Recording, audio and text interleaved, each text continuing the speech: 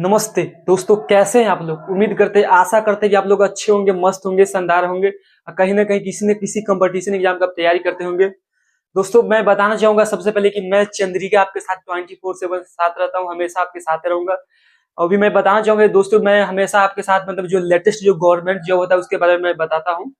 Same उसी प्रकार मतलब आपके सामने एक न्यू वैकेंसी आया है जो कि बिहार चपरासी कार्यालय परिचारी का वैकेंसी है। तो इसके बारे में आपको बताऊंगा कि सर इसमें एग्जाम में मतलब कैसा एग्जाम का लेवल क्या रहता है, इसमें क्वेश्चन कहाँ से रहता है, तो इसमें फिजिकल भी होता है, इसमें दौड़ भी होता है क्या, मेडिकल भी होता है क्या, सब कुछ इस वीडियो में आपको बताऊंगा। आप बशर्ते वीडियो में बने रहिए। सबसे पहले मैं बात करना चाहूंगा बिहार बिहार चपरासी कार्यालय परिचारी भर्ती 2025 के बारे में आपसे बात करूंगा। दोस्तों, इसमें टोटल पोस्ट है, सबसे पहले इसमें पोस्ट जो था ना, क्या बोलते हैं, 3727 पोस्ट था। लेकिन इसके बाद दोबारा इसमें 661 पोस्ट आया था, बढ़ गया था। 661 पोस्ट बढ़ गया था, टोटल मिला के 4388 पोस्ट हो गया था, बढ़कर हो गया था। दोस्तों, मैं बात करना चाहूंगा इसका जो लास्ट डेट कब है, मतलब लास्ट डेट इसका कब तक भराया जाएगा। पर इसका जो लास्ट डेट 21 नवंबर तक है। जो फॉर्म जो है ना सबमिट करने का जो डेट दिया हुआ है 24 नवंबर तक है।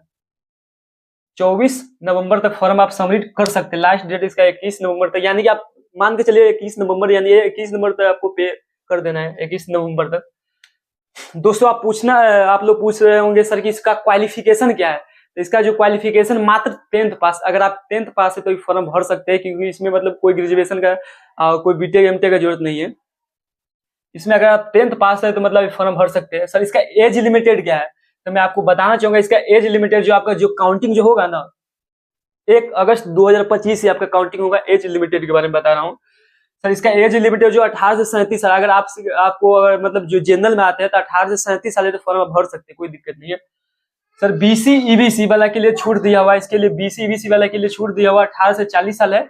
और एससी एसटी वाले के लिए भी छूट दिया हुआ 18 से उसके 42 साल है। सबसे ज्यादा एससी एसटी वाले के लिए 18 से 42 साल दिया हुआ है।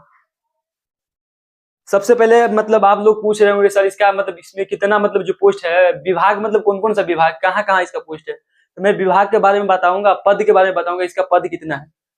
तो मैं सबसे पहले विभाग के बारे में बताऊंगा कि इसका विभाग में कौन कौन सा विभाग है, आप पद क्या है। तो मैं एक नंबर में बात करूंगा श्रम संसाधन विभाग। श्रम संसाधन विभाग में 203 पोस्ट है। मद्य निषेध में 79 पोस्ट है। मत्स्य संसाधन में 1138 पोस्ट है। नल संसाधन में 62 पोस्ट है, पोस्ट नहीं है मतलब नल संसाधन में 62 पोस्ट है। सहकारिता संसाधन में मान के चलिए 79 पोस्ट है। गन्ना उद्योग में 176 पोस्ट है। योजना एवं विकास में 93 पोस्ट है। अनुसूचित जनजाति में इसका 174 पोस्ट है। अनुसूचित जनजाति 174 पोस्ट है। नगर विकास में 136 पोस्ट है। सॉरी, नगर विकास में 36 पोस्ट है। सबसे पहले आपको पोस्ट के बारे में हर नॉलेज दे दी है कि सर ये कहाँ का मतलब कितना पोस्ट है, कहाँ कहाँ पोस्ट है, पोस्ट बता दी आपको। मैं बात करूंगा सिलेबस इसका कि इसका सिलेबस क्या है बच्चों।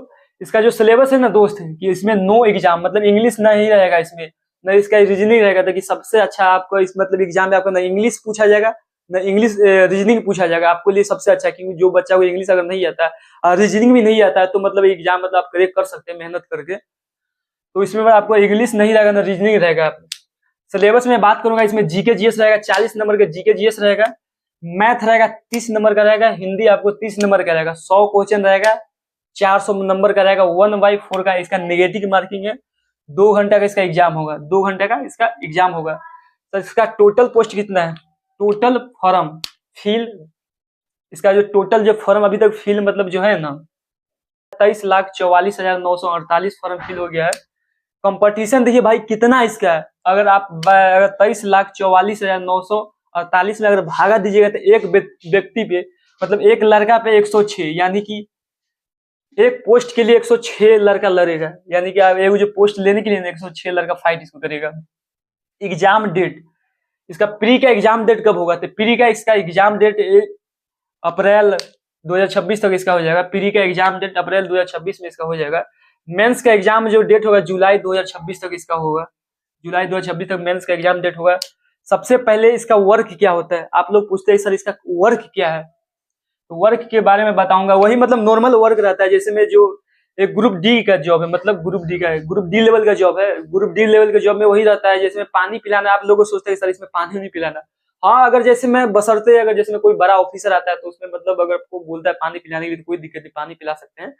और वैसे मतलब ऑफिस अटेंडेंस का काम होता है, जिसमें जो कोई भी अगर फाइल इधर उधर रहता है तो उसको फाइल के लेके आना होता है सर के पास, फाइल खोजना होता है। 32 नंबर 33 नंबर फाइल लेके आना पड़ता है, वही फाइल वाला काम रहता है। मद्य निषेध वाला में वही पता ही आपको, पशु एवं मत्स्य संसाधन में रहता है। नल संसाधन में जो मतलब नल जल के बारे में जो नहीं रहता वही रहता है।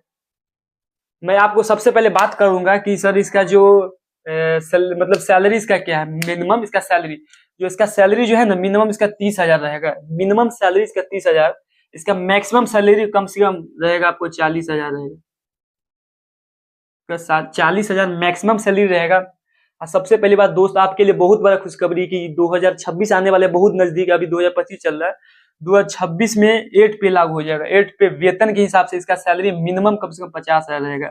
अगर मैक्सिमम बात करें तो मैक्सिमम इसका सैलरी कम से कम 70,000 इसका सैलरी रहेगा। मैक्सिमम इसका 70,000 सैलरी रहेगा। मैं सबसे पहले मैं बताऊंगा कि जो आपको जो सिलेबस जो है ना, आप सिलेबस के बारे में बताऊंगा कि सर इसका सिलेबस कहाँ से रहेगा। तो सबसे पहले आपको एक नोटिफिकेशन दिखाता हूँ। चलिए मैं आपको एक नोटिफिकेशन दिखाता हूँ, उसमें आप देखिए क्या रहेगा। दोस्तों मैं बात करूंगा लिखित परीक्षा के बारे में, जो लिखित परीक्षा में जो क्वेश्चन कहाँ से रहेगा। सबसे पहले मैं बात करूंगा सामान्य अंक गणित। सामान्य अंक गणित जो 30 नंबर का आपका रहेगा, जिसमें लघुत्तम रहेगा, समवर्तक रहेगा, एलसीएम रहेगा, महत्तम रहेगा, समवर्तक एचसीएफ रहेगा, वास्तविक संख्या रहेगा, परिमेय संख्या रहेगा, अपरिमेय संख्या रहेगा, पूर्णांक संख्या रहेगा, वर्गमूल रहेगा, घनत्व रहेगा, प्रतिशत रहेगा, लाभ हानि रहेगा, बट्टा रहेगा, विक्रय, साधारण ब्याज रहेगा, चक्रवृद्धि ब्याज रहेगा। मतलब यहाँ से आपको क्वेश्चन मतलब मैथ से रहेगा। जैसे नॉर्मली क्वेश्चन रहेगा उतना हार्ड नहीं रहता है, जैसे मतलब नॉर्मली एग्जाम मतलब जो होता है 10th लेवल का क्वेश्चन हल्का ही रहता है। मैं बात करूंगा सामान्य ज्ञान का। सामान्य ज्ञान में रहेगा संसाधन से रहेगा एवं उसके प्रकार से रहेगा, वन एवं वन जीव संरक्षण संसाधन से रहेगा, जल संसाधन से रहेगा, कृषि एवं फले खनिज से रहेगा, ऊर्जा संसाधन से रहेगा, इधर उद्योग, राष्ट्रीय अर्थव्यवस्था मानचित्र से रहेगा, संसाधन भारत की संघीय व्यवस्था केंद्र से रहेगा, राज्य संघीय भारत की भाषा से रहेगा, लोकतंत्र एवं विविधता भारत से रहेगा, सामाजिक और धार्मिक विशेषता राजनीतिक दल से रहेगा, खास वैश्वीकरण और भारतीय अर्थव्यवस्था, व्यापार और वायुमंडलीय अर्थव्यवस्था से रहेगा, अर्जित आजीविका से रहेगा, भारत का इतिहास, संस्कृति, भूगोल, संस्कृति आंदोलन, पंचायती राज, राष्ट्रीय आंदोलन में भारत में राष्ट्रीय साम्यवाद रहेगा, प्रकाश का परिवर्तन तथा अपवर्तन, मानव नेत्र साइंस में रहेगा, मानव नेत्र हो जाएगा, रंग बिरंग का संसार, विद्युत धारा के चंबुकीय से रहेगा। आपको साइंस में वही नॉर्मल ही क्वेश्चन रहेगा जो मतलब एमसीक्यू रहेगा, उतना हार्ड नहीं रहेगा। फिर भी मैं अब हिंदी की मैं बात करूंगा। नेक्स्ट हिंदी में आपको क्वेश्चन रहेगा संज्ञा से रहेगा, सर्वनाम से रहेगा, लिंग से रहेगा, विशेषण से रहेगा। 30 नंबर पे जो हिंदी आप कहे ना, इसमें पर्यायवाची शब्द रहेगा, कारक रहेगा, मुहावरा रहेगा, संधि रहेगा, विलोम शब्द रहेगा, समास रहेगा, लोकविक्त अनेक शब्दों के लिए एक शब्द है, शुद्ध वाक्य, शुद्ध तत्सम रहेगा, तद्भव रहेगा, देशम रहेगा, उपसर्ग रहेगा, मुहावरा रहेगा। हिंदी में भी ऐसे नॉर्मल रहेगा जो 10th बेस पे आप पूछा जाएगा। कहीं ना कहीं आपको समझ में आ गया होगा कि मतलब क्वेश्चन सर कहाँ से रहेगा। बच्चों आपको नोटिफिकेशन समझ में आ गया है? मतलब दोस्तों ये नोटिफिकेशन में आपको दिया होगा कि मतलब यहाँ से क्वेश्चन रहेगा, ये रहेगा, वो क्वेश्चन रहेगा। नॉर्मली मतलब ऐसा ही क्वेश्चन रहता है, इतना टॉप नहीं रहेगा। 10th लेवल के एग्जाम है तो उतना हाईएस्ट क्वेश्चन नहीं पूछा जाता। एग्जाम मतलब निकाल सकते हैं, इसमें इंग्लिश है, इसमें रीजनिंग है। एग्जाम मतलब नॉर्मल ऐसे रहेगा 10th लेवल का। मैं बताना चाहूंगा दोस्तों, तो मैं बताऊंगा कि मेरा अगर वीडियो आपको समझ में आया तो कमेंट में आप जरूर बताइए कि सर कैसा वीडियो रहा, नहीं रहा।